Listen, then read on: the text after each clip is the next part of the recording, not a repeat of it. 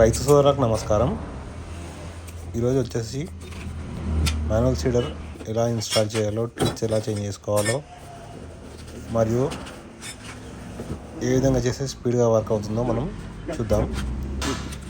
ముందుగా manual seeder తీసుకొని దానికి మామూలుగా యారో మార్క్స్ కానీ, ఇన్స్టాలేషన్ లేదా అసెంబ్లింగ్ లేదా డిసెంబ్లింగ్ పాయింట్స్ అని అక్కడ మనకు మాన్యువల్ సీడర్ మీద రాసి ఉంటాయి.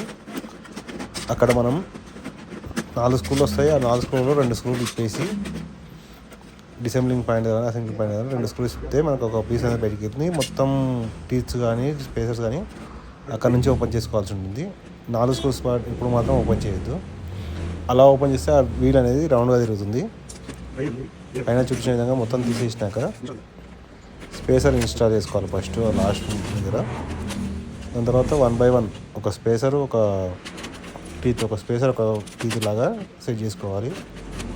మన రైతు ఇంట్రెస్ట్ని బట్టి మనం 9 టీత్స్గా సెట్ చేసాము కాబట్టి 9 టీత్స్ ఇలా సెట్ చేయాలి. చూడండి, 9 టీత్స్ సెట్ చేసినాక లాస్ట్ టీత్కి స్క్రూస్ ఫిట్ చేయాల్సి ఉంటుంది.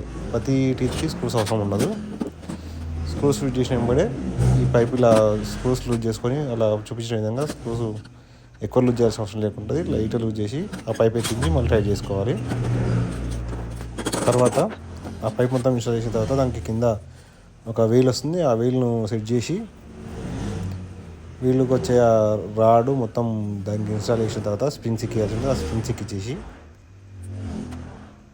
హ్యాండిల్కి మామూలుగా మనకు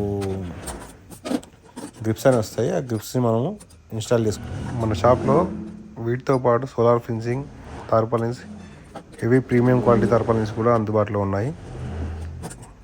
కావాల్సిన వారు బుక్ చేసుకోగలరు. ఫుల్ వీడియో కావాల్సిన వాళ్ళు మన యూట్యూబ్ ఛానల్లో ఉంటుంది. ఒకసారి అక్కడ వెళ్ళి చూసి ఇన్స్టాల్ చేసుకోగలరు. Please like, share, follow and subscribe.